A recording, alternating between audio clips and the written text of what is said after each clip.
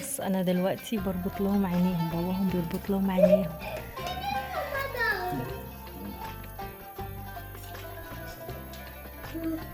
مش موقفاهم بره على البيت.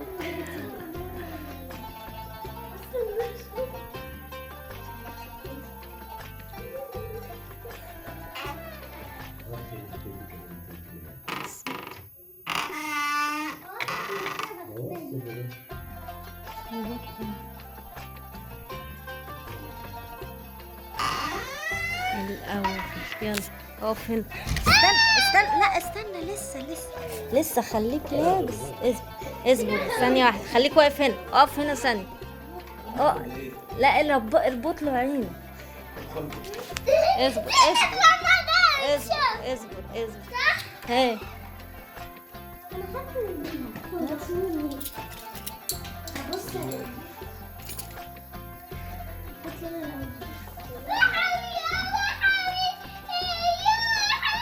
اصبر، غمض عينك، نزل، لسه المفاجأة جوه.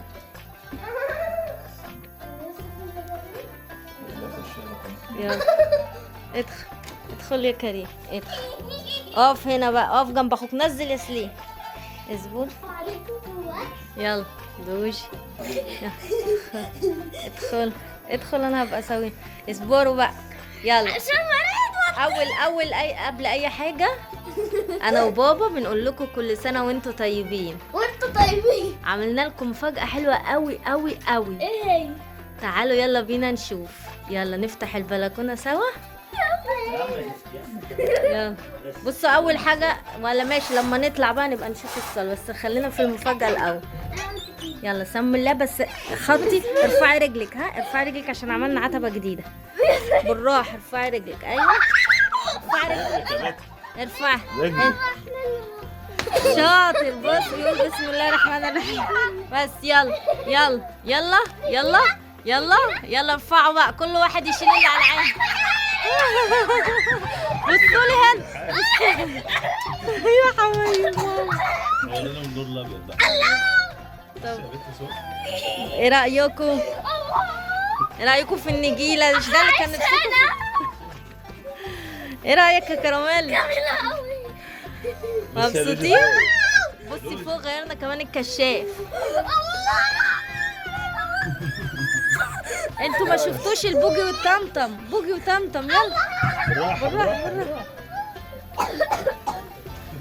مبسوطين؟ حبايبي اقعد. لا عايز تقعد. ايوه ما تبدلش حاجه. حلوة قوي. انتوا جبتوا النجيلة دي منين؟ رحنا زرعناه، بابا زرعها. الله، ما تشيلهاش حتى لما رمضان يخلص. مبسوطين يا حبايبي؟ دي احلى حاجة عندي. ايوه، ما انت ولد تاخد بوجي والبنوتة تاخد طمط. ايه ده؟ ايه مبسوطين؟ ده بيغير بالريموت. استنى الريموت في جيبي اهو. استنى بصوا. يلا نرجع كل حاجة زي ما كده ونلعب. ايه رأيكم؟ النور كده حلو قوي. مبسوطين؟ نلعب جدا. كراميلا حلوة هدية عيد ميلادك دي. هو احنا دي هنغلط تاني؟ ايه الاخبار؟ عملت لكم كيت زيري انا وبابا. تعبنا جدا عبال ما عملناها. خلي بالكم بس من العتبة الجديدة دي، علشان اضطرينا ان احنا ايه نقص الضرفة شوية علشان يقفل ويفتح براحته. وبعد لحظة الفرح الجميلة اللي شفتها في عيونهم دي، هان علينا كل التعب اللي تعبناه انا وباباهم، لان هو تعب معايا جدا وغرم جدا جدا. فيا رب يرزقه برزقنا ويسعده زي ما بيدور على سعادتنا يا رب، ويرضيه زي ما بيرضيني انا والولاد. وقولوا لي برضو رأيكم في الكومنتات في التجديدات اللي انا عملتها في البلكونة، ورأيكم في المفاجأة اللي انا عملتها للولاد. عايزه اقول لكم ان انا مقعداهم عند ماما بقالي 3 ايام علشان ما يشموش خبر باي حاجه بتحصل. يعني يوم نزلت جبت فيه الحاجه من الرواعي، وبعد كده تاني يوم جبت واحده ساعدتني في تنظيف البيت، ربنا يديها الصحه يا رب. وبعد كده بقى فرشت الحاجه بالمنظر اللي انتوا شايفينه ده. منتظرة آرائكم في الكومنتات، ورمضان كريم عليكم جميعا يا رب. ربنا يسعدكم ويدخل البهجة على قلوبنا جميعا.